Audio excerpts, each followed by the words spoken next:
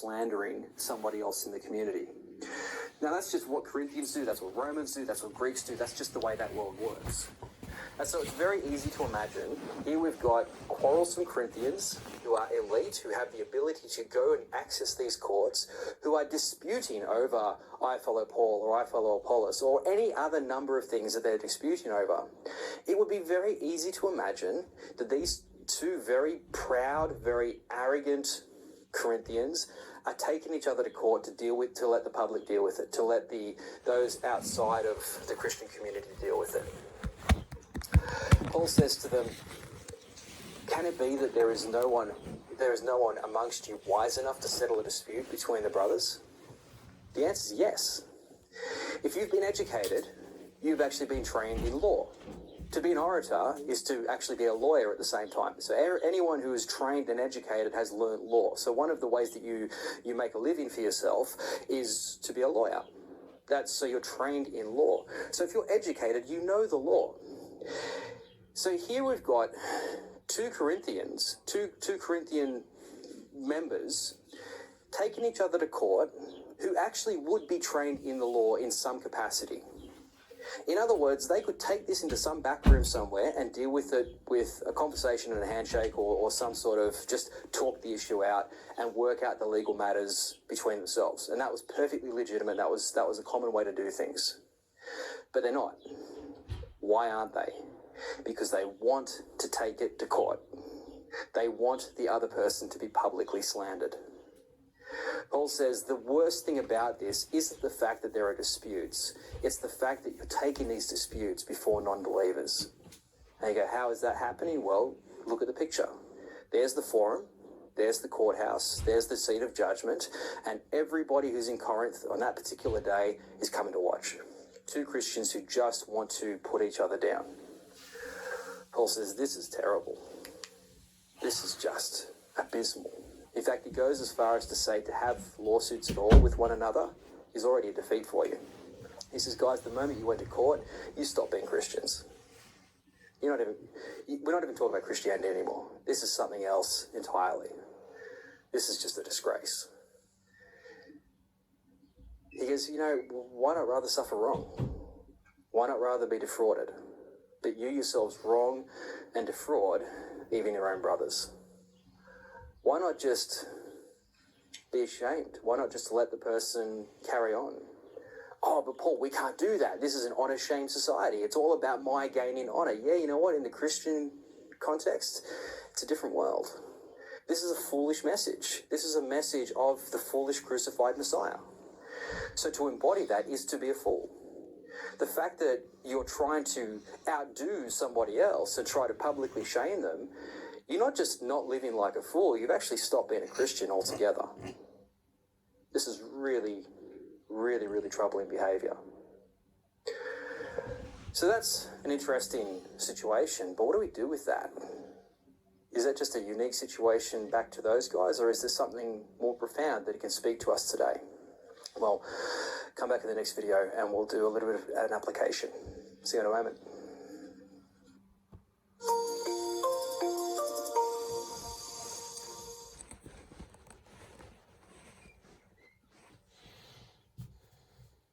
So we have a situation with two Corinthians going to court with one another purely for the purposes of shaming each other. Now, what do you do with that? Well, first of all, you can see how a passage like that could be easily misapplied. Just at a surface reading, it would seem to suggest that Christians should never have lawsuits towards other Christians, that we should never take another Christian to court. In fact, it could be taken so far as, and has been taken so far as, to suggest that anything that happens within the Christian community must be dealt with in-house. So whatever the legal situation might be, we deal with it ourselves. Now, that in its worst situation, that's how it could be applied, and that's how many abuses have been overlooked because they've been dealt with in-house, not been taken to the proper authorities. Now, of course, that's not what Paul's talking about, and that sort of application is incredibly problematic. Actually, it's illegal. It's flat out illegal. But it's not even what Paul means. All these guys want to do is to go out in front of the public, in front of the rest of the world and all the non-Christians, and just put the other person down. What Paul sees is all these Corinthians standing around in the forum thinking to themselves, oh, so that's what it means to be a Christian? Just taking each other to court? Publicly slandering each other? How is that different to anybody, anywhere, any other context in the world? Because that's just what you do. In that world, that's just what you do. I mean, it's not that these Corinthians are particularly evil people, these Christians that are doing this. They're just being Corinthians, because that's just what the world does.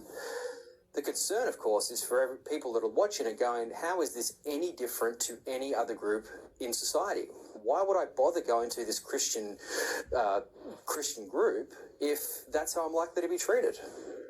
I can get that at home. I can get that in any other group. Why would I go and get more of it from the Christians? And so for Paul, it's about how the public perceives this Christian group, looking from an outside in. I'll give you one example of this, and I hesitate to use this example because it involves my wife. You'll probably never meet my wife. Look, the reality of it is she's 99.999 infinity perfect, right? Just like, one step away from angel, just amazing person, okay? She's never done anything wrong except for this one thing. Just this one time where she just slightly did something just slightly wrong. But otherwise perfect, right? So let's just preface it with all of that.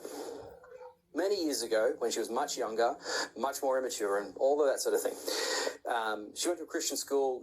She had a very close friend of hers at that school. Both of them went to the youth group together and church together and all the rest of it. They finished school. My wife continued on as a Christian and served in the church, whereas this friend of hers drifted away.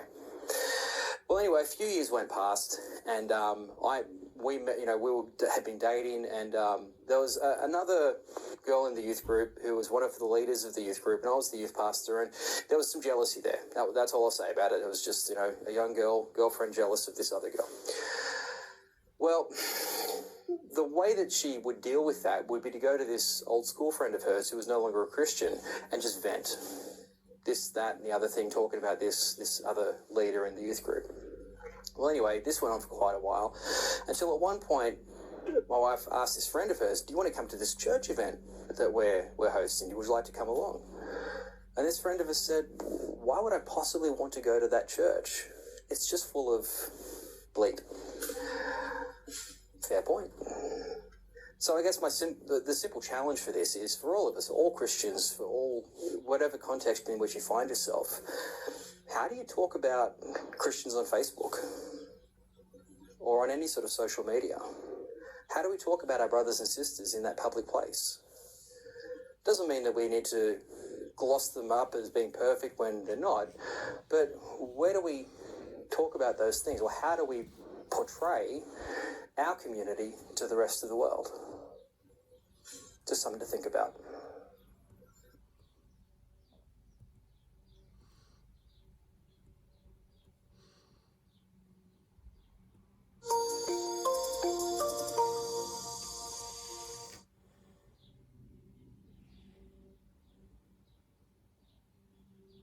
Well, thanks for hanging in there, but we're about to bring this thing to a close.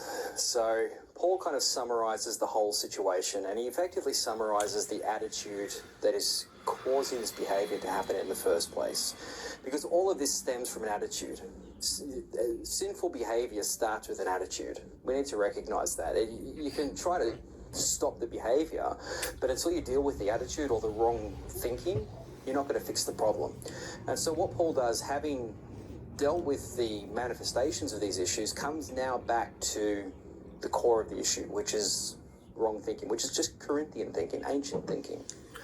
He says in 1 Corinthians 6:12, all things are lawful for me, but not all things are helpful. All things are lawful for me, but I will not be dominated by anything. I've given you three versions here. You've got the ESV, the New King James Version, and the TNIV. One of the things you're going to notice is that every version phrases this verse quite differently. In the ESV, all things are lawful for me, for quote unquote, but not all things are helpful, as in it's not a quote. Then you've got all things are lawful for me, quote unquote, but I will not be dominated by anything.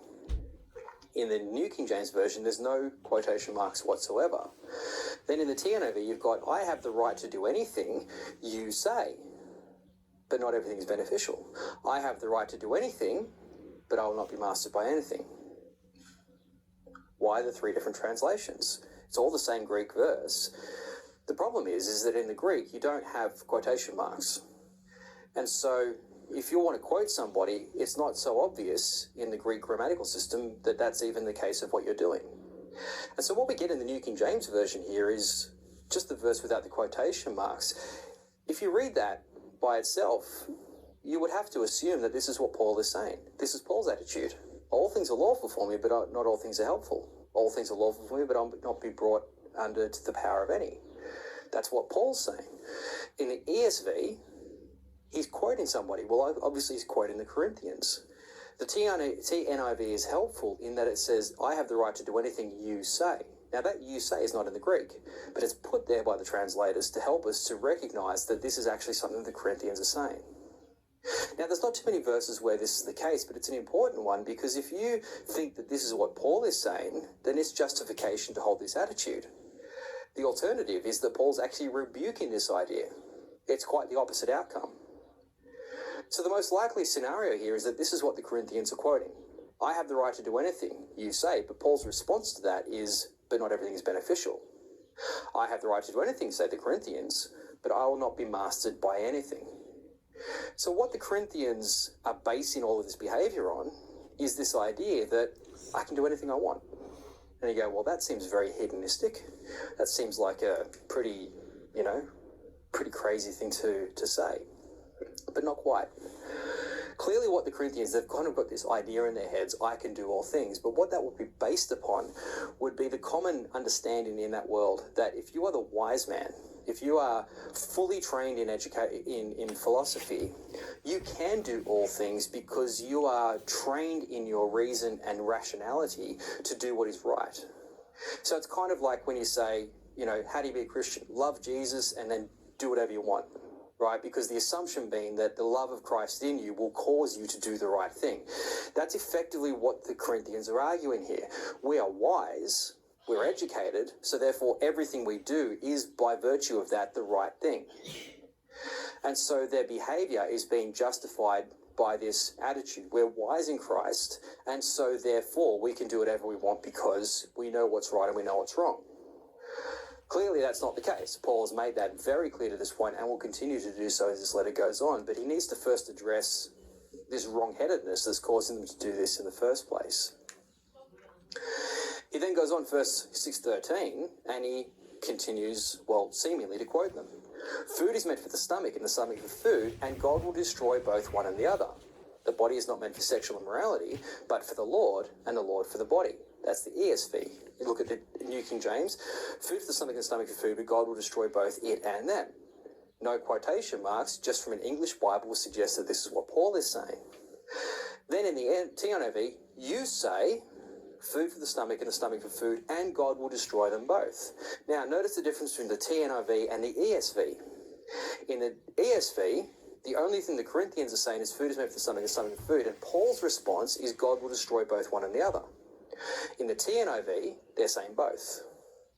So which is it? Well, we don't know. That's the point. We need to essentially just what's the best assumption based on what we understand about it. Certainly he's quoting the Corinthians, but in what way is he quoting them, or what are they actually saying? We're not 100%. But the attitude seems to be clear. Now, what's interesting is the next line, where he says, the body is not meant for sexual immorality, but for the Lord, and the Lord for the body. And you go, what? Food, sex, what's the connection here, Paul? The Corinthians are saying, food is meant for the stomach and the stomach for food, and so therefore I commit sexual immorality. What's the connection? Well, it's quite straightforward. The stomach has a certain function. That's to digest food. And so I feed my stomach with food. My stomach's hungry. I give it food, it digests the food, I get hungry again, I give it food. That's the cycle of life. And so my stomach dictates my appetite, and so therefore I feed my appetite, and so forth. Well, my genitalia has essentially the same outcome. My genitalia causes me to have desires. I outwork those desires to satisfy my genitalia, and then we move on, and then the cycle continues. It's all just part of life. It's all just food. It's all just doing what nature requires, is what the Corinthians would argue. So their justification for all of this sexual immorality that's going on is, well, we're just doing what comes naturally. And you go, in what possible context could they be doing this? What sort of situation are they finding themselves in that this sort of behavior is taking place? You know what? This is going to take a little bit longer. So why don't we just pause it here for a moment, and then we're going to come back and we'll finish this off in the next video.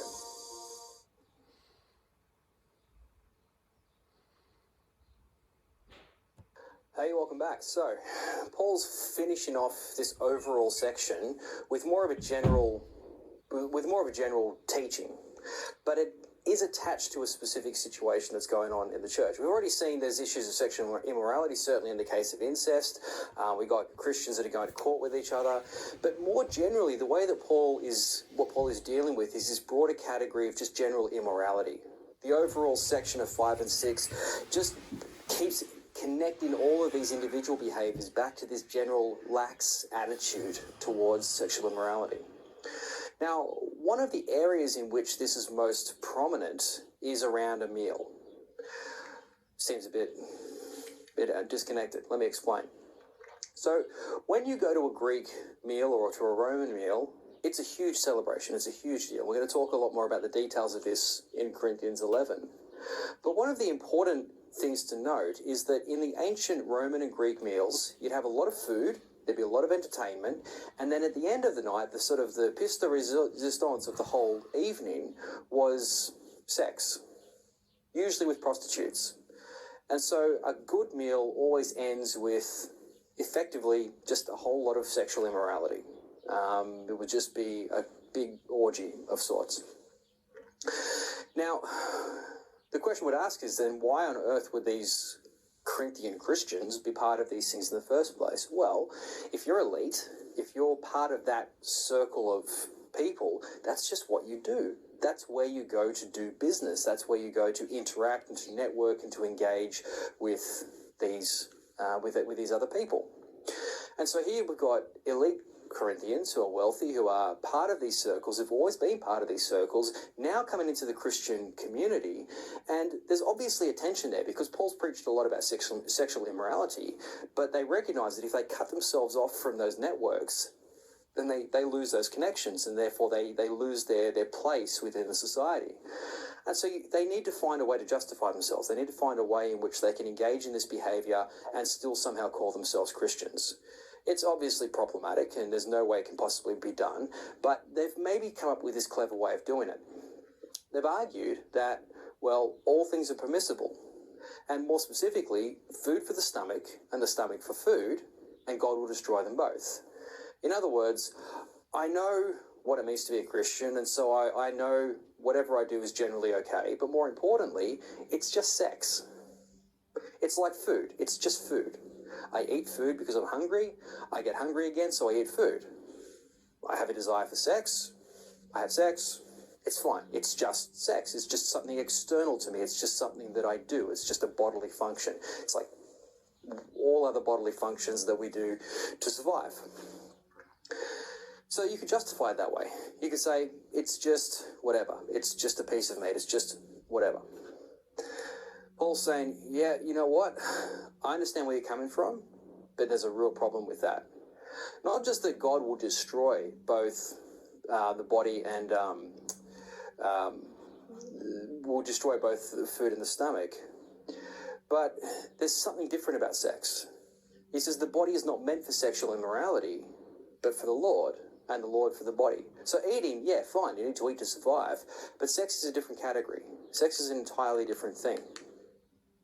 So the context where this is happening, we saw this picture before of in the drinking room, in the party room of this Corinthian villa. And there's your picture of Dionysius. You've got the wine goblets there in the corners. This is where these sort of events would happen. You would go and have a meal, you would go to the drinking room, and this is where that behavior would take place. And the whole time, effectively, you're actually worshipping Dionysius, who was the god of parties. He was the god of wine and the god of theatre. But Paul says, you know, when it comes to the issue of sex, it's a different thing entirely. Food, yeah, fine. Sex, whole different thing. This is verse 14, and God raised the Lord and will also raise us up by his power. Do you not know that your bodies are members of Christ? Shall I then take the members of Christ and make them members of a prostitute? Never. What he's actually saying, when he says, shall I take the members of Christ and attach them to a prostitute, the Greek is actually really vivid, really explicit. He's literally saying, shall I rip my arm off with the bloody mass at the end and then attach that to the body of a prostitute? That's the sort of language that he's using here. This is how significant this behavior actually is. And you go, what's the prostitute got to do with it? Well, that was what was happening after dinner. They were literally the dessert after dinner. Paul says, so when you go to be with those prostitutes, what you're actually doing is literally ripping a member off the body of Christ and attaching it to a prostitute. That's what this actually amounts to. They go, that's a bit extreme, Paul. Paul says, well, let me explain. Verse 16, or do you not know that he who is joined to a prostitute becomes one body with her? For, as it is written, the two will become one flesh. But he who is joined to the Lord becomes one spirit with him. Flee from sexual immorality. So in both the Jewish and the Greek ideal, there was something about sex. That's why they recognized that when you come to be married, you unite that marriage with sex. There's something powerful about it. That was recognized by the ancients, certainly by the Jews. And so for the Corinthians, they're saying, yeah, look, it's just sex. Paul's saying, actually, no, there's something that happens when you connect with that person. There's something deeper that goes into that. And it's a significant thing, not just for you individually, but the fact that you're ripping away a member of the Christ in order to do that. And notice his pastoral advice here. This is great advice. He finishes off.